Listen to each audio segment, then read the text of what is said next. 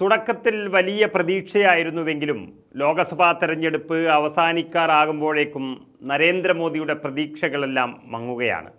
പക്ഷേ താനും തൻ്റെ പാർട്ടിയും ജയിക്കുമെന്ന് ഇപ്പോഴും വിശ്വസിക്കുന്ന നരേന്ദ്രമോദിക്ക് ഇപ്പോൾ ഒരു പ്രതിസന്ധി വന്നിരിക്കുന്നു. അതായത് തനിക്ക് വിലങ്ങുതടിയാകുന്ന സ്വന്തം പാർട്ടി നേതാക്കളെ തന്നെ ഒതുക്കാൻ വേണ്ടി നരേന്ദ്രമോദിയും അമിത്ഷായും ചേർന്ന് കൊണ്ടുവന്ന ഒരു പരിപാടിയാണ് 75 വയസ്സ് കഴിഞ്ഞാൽ മന്ത്രിയാകാൻ പാടില്ല എന്നുള്ളത്. അദ്വാനിയെയും മുരളി മനോഹർ ജോഷിയെയും ഒക്കെ ഒതുക്കാൻ വേണ്ടി പാർട്ടിയിൽ കൊണ്ടുവന്ന നിയമമാണിതെങ്കിലും ഇപ്പോൾ സ്വന്തം മന്ത്രിസ്ഥാനം തന്നെ മോദിക്ക് നഷ്ടമാകുമോ എന്ന സംശയത്തിലാണുള്ളത്. 75 വയസ്സ് കഴിഞ്ഞവർ പദവികളിൽ വേണ്ട എന്നതായിരുന്നു BJPയുടെ നയം. എത്രയോ നേതാക്കളെ ഈ നയമനുസരിച്ച് ഒഴിവാക്കി. എന്നാൽ 75 വയസ്സ് കഴിഞ്ഞാലും താൻ മാറില്ല എന്നാണ് ഇപ്പോൾ നരേന്ദ്രമോദിയുടെ നയം. അദ്ദേഹത്തിന് ഇപ്പോൾ 75 വയസ്സ് വരാൻ പോകുന്നു.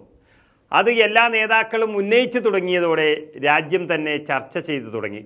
മോദി പ്രധാനമന്ത്രിയാകില്ല എന്നൊരു സംശയം BJPക്ക് ലഭിക്കാൻ സാധ്യതയുള്ള വോട്ടുകളെ പോലും നഷ്ടപ്പെടുത്തുകയാണ്. അതുകൊണ്ട് തന്നെ നരേന്ദ്രമോദി റിട്ടയർ ചെയ്യുമെന്ന വാദത്തെ ശക്തമായി ചെറുക്കാൻ പാർട്ടി നേതാക്കൾക്ക് BJP നിർദ്ദേശം നൽകിക്കഴിഞ്ഞു എന്നുള്ളതാണ് അവരുടെ ഒരു ഗതികേടായി ഇപ്പോൾ കാണുന്നത്.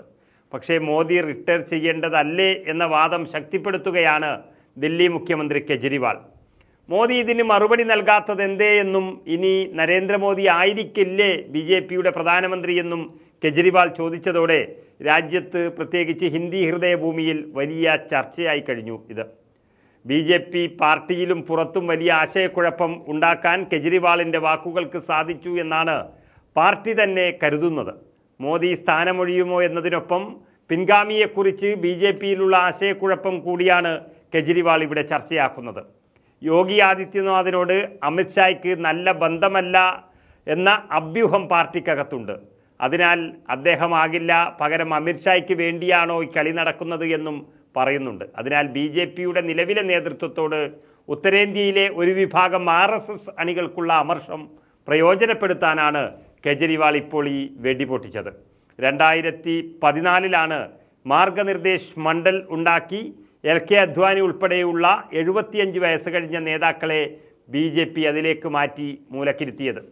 പാർട്ടി ഫോറത്തിൽ ചർച്ച ചെയ്യാതെയാണ് ഇത് നടപ്പാക്കിയതെന്ന് BJP വിട്ട മുൻ കേന്ദ്രമന്ത്രി യശ്വന്ത് സിൻഹ പറയുകയും ചെയ്തിരുന്നു. മോദിക്ക് വേണ്ടി അന്ന് BJP പ്രസിഡന്റായിരുന്ന അമിത്ഷായാണ് ഇത് ചെയ്തതെങ്കിലും ഇന്ന് മോദിക്ക് തന്നെ അത് തിരിച്ചടിയാവുകയാണ്. ഇനി പ്രധാനമന്ത്രി പദം മുൻകൂട്ടി മനസ്സിൽ കണ്ട് അമിത്ഷാ തന്നെ മോദിക്കിട്ട് വെച്ച പണിയാണോ ഇതെന്നും സംശയിക്കുന്നവരുമുണ്ട്. ഏതായാലും BJPക്ക് 10 വർഷത്തെ ഭരണം കൊണ്ട് ഒരു പ്രതീക്ഷയുമില്ല ഈ തെരഞ്ഞെടുപ്പിൽ. സംഘടന ദുർബലമായി കഴിഞ്ഞു. കുറച്ചു സീറ്റെങ്കിലും അവർ പ്രതീക്ഷിക്കുന്നത് മോദി തരംഗം ഉണ്ട് എന്ന് പറഞ്ഞിട്ടാണ്. അതിനിടയിൽ ഈ 75 വയസ്സ് കഴിഞ്ഞ മോദി പ്രധാനമന്ത്രിയാകില്ല എന്ന ചർച്ച കൂടി വന്നതോടെ വലിയ തിരിച്ചടിയാണ് BJPയെ കാത്തിരിക്കുന്നത്.